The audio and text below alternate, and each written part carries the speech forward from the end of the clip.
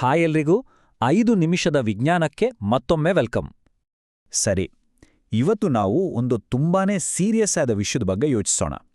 ಅಕಸ್ಮಾತ್ ನಾಳೆಯೇ 3ನೇ ಮಹಾಯುದ್ಧ ಶುರುವಾದ್ರೆ ಅದು ಹೇಗಿರುತ್ತೆ? ಇವತ್ತಿನ ನಮ್ಮ ಮಿಲಿಟರಿ ಅನಾಲಿಸಿಸ್ ಮತ್ತೆ ಫ್ಯೂಚರ್ ಟೆಕ್ನಾಲಜಿ ಎಲ್ಲವನ್ನಿಟ್ಕೊಂಡು ನೋಡಿದ್ರೆ ಚಿತ್ರಣ ಹೇಗಿರುತ್ತೆ ಅಂತ ಡೀಪ್ ಡೈವ್ ಮಾಡೋಣ ಬನ್ನಿ. ಈ ಪ್ರಶ್ನೆ ಕೇಳುವಾಗಲೇ ಒಂಥರ ಅನ್ಸ್ಬೋದಲ್ವಾ, ಇದು ತುಂಬ ದೂರದ ವಿಷಯ, ಆದರೆ ಎಲ್ಲೋ ಒಂದು ಕಡೆ ಆಗ್ಬೋದೇನೋ ಅನ್ನೋ ಆತಂಕನೂ ಇದೆ.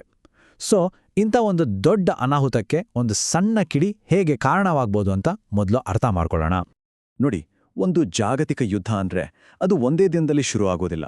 US ಮತ್ತೆ ಚೀನಾದಂತಹ ದೊಡ್ಡ ಶಕ್ತಿಗಳ ನಡುವಿನ ಒಂದು ಚಿಕ್ಕ ಪ್ರಾದೇಶಿಕ ಜಗಳನೇ ಅನ್ಕೊಳ್ಳಿ. ಅದು ನಿಧಾನವಾಗಿ ಬೆಳೆದು ಮಿತ್ರ ರಾಷ್ಟ್ರಗಳೆಲ್ಲ ಒಂದೊಂದಾಗಿ ಸೇರ್ಕೊಂಡು ದೊಡ್ಡ ಯುದ್ಧವಾಗಿ ಬದಲಾಗಬಹುದು.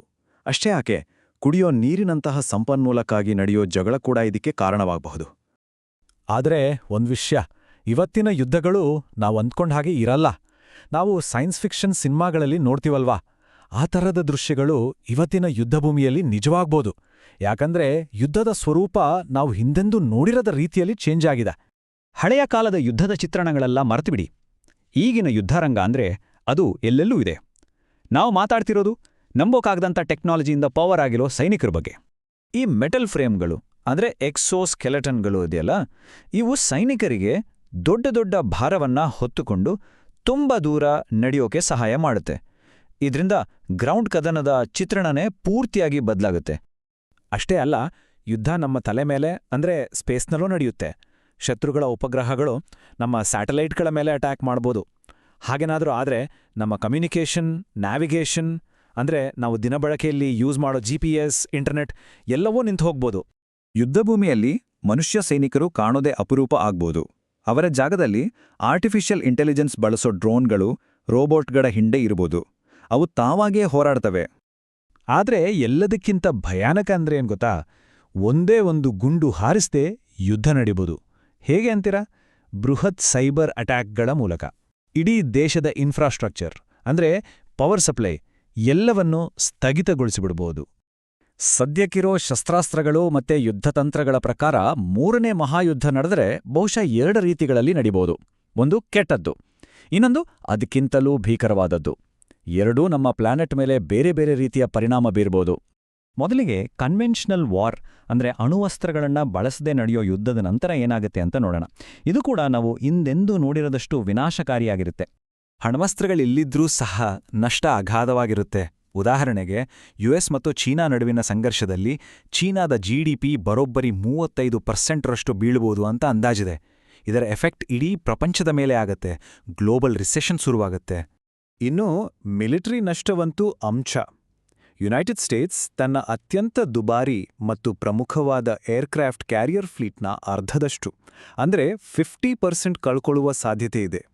ಸರಿ, ಈಗ ನಾವು ನಿಜವಾಗಿಯೂ ಊಹಿಸಲು ಅಸಾಧ್ಯವಾದ ಸನ್ನಿವೇಶರ ಬಗ್ಗೆ ಮಾತಾಡೋಣ. ಅದೇ ಒಂದು ಆಲ್ ಔಟ್ ನ್ಯೂಕ್ಲಿಯರ್ ವಾರ್. ಇಲ್ಲಿ ನಷ್ಟ ಆರ್ಥಿಕತೆಯದ್ದಲ್ಲ, ಬದಲಾಗಿ ಮನುಷ್ಯರ ಅಸ್ತಿತ್ವದ್ದೇ ಆಗಿರುತ್ತೆ. ಹಸಿವು, ರೇಡಿಯೇಷನ್, ಉಳಿದಿರೋ ಸಂಪನ್ಮೂಲಗಳಿಗಾಗಿ ನಡೆಯೋ ಸಂಘರ್ಷ, ಇವೆಲ್ಲದರಿಂದ ಕೇವಲ 1 ದಶಕದಲ್ಲಿ ಮನುಷ್ಯರ ಜನಸಂಖ್ಯೆ ಇವತ್ತಿರೋದಕ್ಕಿಂತ ಎಷ್ಟೋ ಪಟ್ಟು ಕಡಿಮೆಯಾಗಿ ಬಹುಶಃ ಕೇವಲ 500 ಮಿಲಿಯನ್ ಅಂದ್ರೆ 50 ಕೋಟಿಗೆ ಇಳಿಬಹುದು. ಹಾಗಾದ್ರೆ ಸಹಜವಾಗಿ ಒಂದು ಪ್ರಶ್ನೆ ಬರುತ್ತೆ, ಇಂಥ ಒಂದು ಭೀಕರ ಪರಿಸ್ಥಿತಿಯಲ್ಲಿ ಭೂಮಿ ಮೇಲೆ ಎಲ್ಲಾದರೂ ಸೇಫ್ ಅಂತ ಒಂದು ಜಾಗ ಇರುತ್ತಾ? ಕೆಲವು ವಿಶ್ಲೇಷಣೆಗಳ ಪ್ರಕಾರ ಕೆಲವೊಂದು ಐಸೋಲೇಟೆಡ್ ಅಂದ್ರೆ ಪ್ರತ್ಯೇಕವಾಗಿರೋ ದೇಶಗಳು ಸ್ವಲ್ಪ ಸೇಫ್ ಆಗಿರಬಹುದು. ಯಾಕಂದ್ರೆ ಅವು ತುಂಬ ದೂರದಲ್ಲಿವೆ ಮತ್ತೆ ಅವುಗಳ ಮೇಲೆ ಯಾರೂ ಯುದ್ಧ ಮಾಡೋಕೆ ಹೋಗಲ್ಲ. ಆದರೆ ಈ ಭರವಸೆ ಇರೋದು ಕನ್ವೆನ್ಷನಲ್ ವಾರ್ ನಡೆದ್ರೆ ಮಾತ್ರ. ಒಂದು ವೇಳೆ ನ್ಯೂಕ್ಲಿಯರ್ ವೆಪನ್ಸ್ಗಳನ್ನು ಬಳಸಿದ್ರೆ ಸೇಫ್ಟಿ ಅನ್ನೋ ಕಾನ್ಸೆಪ್ಟೇ ಇರೋದಿಲ್ಲ. ಇಲ್ಲಿ ಒಂದು ಮುಖ್ಯವಾದ ಪಾಯಿಂಟ್ ಇದೆ. ನ್ಯೂಕ್ಲಿಯರ್ ಬಾಂಬ್ಗಳಿಂದ ಬರೋ ರೇಡಿಯೇಷನ್ ಮತ್ತು ನ್ಯೂಕ್ಲಿಯರ್ ಆಟಮ್ ಅನ್ನೋ ಪರಿಣಾಮ ಇಡೀ ಗ್ಲೋಬ್ ಮೇಲೆ ಇರುತ್ತೆ. ವಿಷಕಾರಿ ಮಳೆ, ತಾಪಮಾನದಲ್ಲಿ ಕುಸಿತ, ಇದರಿಂದ ತಪ್ಪಿಸ್ಕೊಳ್ಳೋಕ್ಕೆ ಸಾಧ್ಯನೇ ಇಲ್ಲ. ಹಾಗಾದ್ರೆ ಈ ಯುದ್ಧದಲ್ಲಿ ಯಾರು ಗೆಲ್ತಾರೆ?